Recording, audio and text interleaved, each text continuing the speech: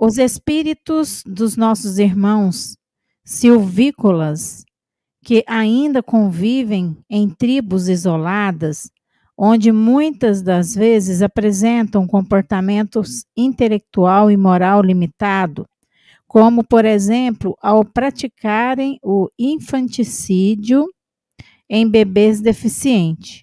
Poderão ficar no mundo de regeneração ou precisarão migrar para outros mundos em busca de aprimoramento. O que define o grau de evolução de um planeta não é a totalidade dos seus habitantes, mas é a grande maioria deles. A grande maioria dos habitantes da Terra são espíritos típicos de mundo de provas e expiações, se ensaiando para a regeneração, terminar o término de período de provas e expiações. Mas isso não quer dizer que todos os espíritos do planeta são obrigatoriamente de provas e expiações. Já temos várias entidades aqui que são espíritos de mundos de regeneração. Em que sentido? São voltados ao bem, querem ajudar as pessoas, têm uma visão de justiça social muito clara, um senso de justiça forte dentro de si, têm uma preocupação muito grande com as ideias que digam respeito à fé. Então, são companheiros que estão voltados, inclusive, para a vitória das suas imperfeições morais, como está descrito no item 17 do capítulo 3º do Evangelho segundo o Espiritismo, que são os perfis dos habitantes dos mundos de regeneração.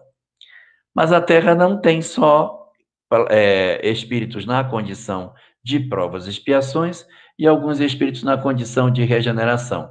Nós temos também alguns espíritos na condição ainda de mundos primitivos.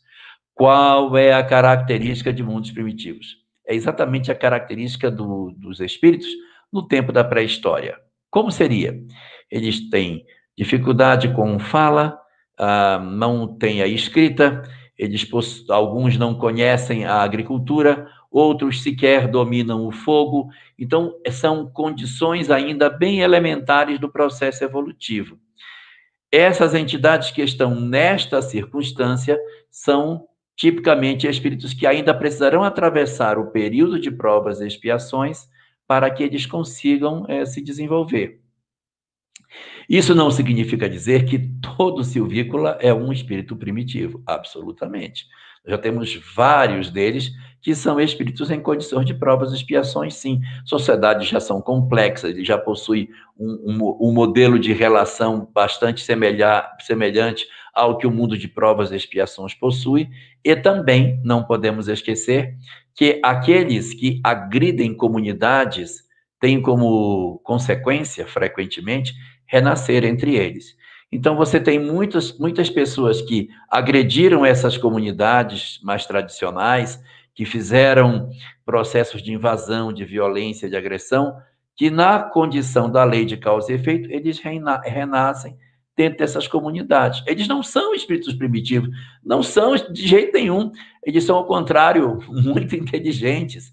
E quando eles renascem, eles rapidamente assumem a condição de comando, gostam das coisas do chamado mundo moderno e não se adaptam muito bem às condições daquela vida mais singela que essas comunidades possuem, e eles são nitidamente percebidos dentro de uma comunidade, porque eles destoam do grupo, porque são exatamente os que antes exploraram, agora caídos no meio deles, para poder aprender como é, e agora, no reverso da medalha, ele vai lutar para defender aquela mesma comunidade dos agressores dos quais ele no passado fazia parte.